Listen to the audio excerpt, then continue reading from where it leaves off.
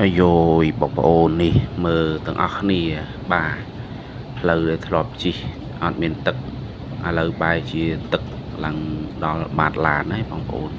កន្លែងខ្លះនឹងជ្រៅហួសពីការពណ៌នាទៀតបើកឡានបដើមានអារម្មណ៍ស្រាវបាក់ជើងបដើខ្លាចទឹកចូលក្នុងឡានដោយសារតែទឹកជំនន់ទឹកភ្លៀងនៅក្នុងក្រុងពោធិ៍សាត់នេះបងប្អូនគឺ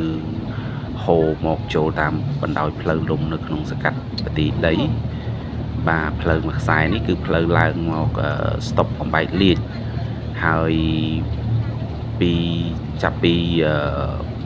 ព្រំបន្ទល់ប្របែកឡើងមកស្ពាន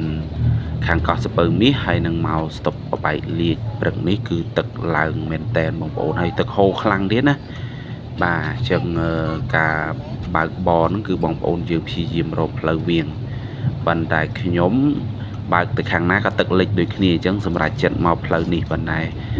ជន់ឡានបដើគឺមានអារម្មណ៍ស្រាវបដើដោយសារខ្លាចឲ្យលុតឡានផងបងប្អូនហើយទឹកជ្រៅមើលតាមវីដេអូដែលខ្ញុំថតនេះគឺបងប្អូនអាចមើលឲ្យចប់នឹងឃើញនេះម៉ូតូអីគាត់ហ្នឹងគឺអត់ហ៊ានសូវបើកខ្លាំងទេ